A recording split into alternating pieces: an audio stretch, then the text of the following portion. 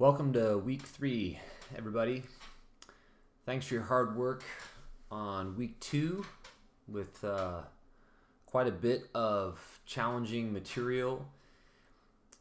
I trust that you've come away with a sense of some of the challenges as well as the importance of allowing Jesus to come from a place, a past quite different from our own, perhaps different from how we have imagined him. The urge in the Christian tradition to take possession of Jesus has often been strong and violent, both to the memory of Jesus and to the people among whom Christians have lived and the way Christians have treated one another.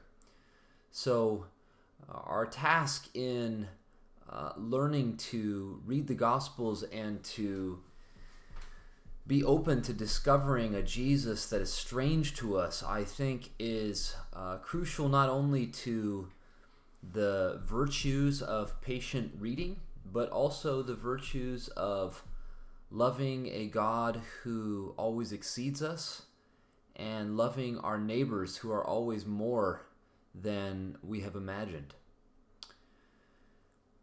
Part of the way we engage in this kind of study of the Gospels and Jesus is, of course, dealing with historical context, which often needs to be stated more particularly, because even talking about historical context can be too general. But I think it's fair to say that a certain kind of attention to historical context is what can break open some of our hardened categories of interpretation and enable us to see what we haven't seen before in the Gospels, in other parts of the New Testament as well. So you will know that you have a book review that is coming due at the end of this week 3 on Sunday evening. It's a review of Gerd Tyson's little book of historical fiction called The Shadow of the Galilean. And it's the principal task of this review for you to consider what the study of historical context contributes to our understanding of the Gospels and of who Jesus is. And perhaps you're at this point prepared to say that there's a certain obvious contribution there. Maybe that's true, but I think that what the study of historical context contributes needs to be thought through carefully. Often students will come to a class of mine in New Testament and expect that the key to understanding what the text says is the ability to reconstruct some supposedly complete picture of its historical origin. And the problem with that mentality, I think, is that it underestimates two things. One, it underestimates the way that we are involved in the way that we imagine the past. We're not neutral observers as we do that. And we're always shaping our imagination of the past, you might say, in virtue of life as we experience it in the present, the way that we've been formed in the present. But there's another feature of historical context that also needs attention, especially with what we have coming up in week 3, which is that the gospel narratives, like the narrative of Acts, are extremely, I would say, mature or even sophisticated works of art. They're not just a transparent glass onto the past, as it were. They're a thick stained glass window that brings out the colors of the light of Jesus in a way that a sort of thin understanding of history would not be able to do. And so historical context, the study of it, has also got to take into account the sort of rich literary presentation of Jesus that we get in the Gospels. We don't want to flatten out all of the texture of the Gospel stories simply to get them to conform to some generalized picture that we have of first century Jewish life, or something about the historical context that we think really explains everything. Roman oppression, whatever it is.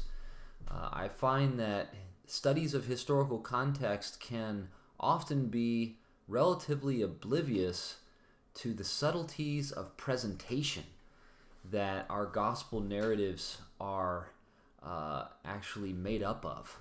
So I hope that as you analyze in your book review of Tyson's work what the contribution of historical context study is, you'll also be thinking about the need to be sensitive to literary presentation of the Gospels as we've begun to discover it in these past couple of weeks of the class. And also that none of that historical imagination, literary sensitivity, is theologically innocent or neutral. In fact, the writings of the Gospels and Acts, these narratives, are works of theological art, and it takes theological sensitivity to read them. Who God is and our understanding of who God is always operative, you might say, in the way that we put the words together, in the way that we are able to discern their meaning, and in the way that we imagine the past in which these words first took shape. All of that has theological implications. All of that has a kind of theological commitment of one variety or another. And so as we turn to the work for this week, besides the book review, as we study the Gospel according to John, we're going to be trying to spend some time thinking together, conversing about the theological nature of the gospel narratives, John in particular, but a lot of this would apply to the others that we've seen. And not only the theological nature of the books themselves, but the theological nature of reading them, of interpreting them, making sense of what they say in the context in which we do that, how their meaning takes shape among us. This itself, I would say, is a theological art that deserves to be accounted for, at least provisionally, by us, especially if we are aspiring to be teachers of these canonical narratives.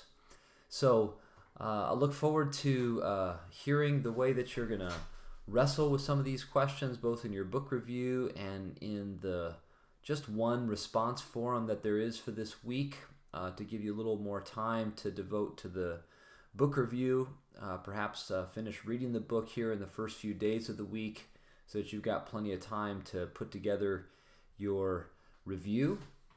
But I hope that as you think about some of these larger questions in the course of studying the Gospel according to John, which is one of the favorites of the mothers and fathers of the church, precisely because of its theological richness, that you will gain something of the experience of encountering God as revealed in and through Jesus through reading the gospel narrative of John itself. The reading process is itself, I would say, an encounter with the Word of God that the words of the gospel are about. So looking forward to what you guys make of how the Word of God, capital W, Word of God, is revealed, conveyed in the story of John, but also made present to us in our own attempts to hear what these words mean and to see life through the power of those words. God bless you as you study this week. Look forward to hearing your response to the material, as well as your sort of analysis of reflection on the contribution of the study of historical context to understanding the gospel narratives. Have a good week.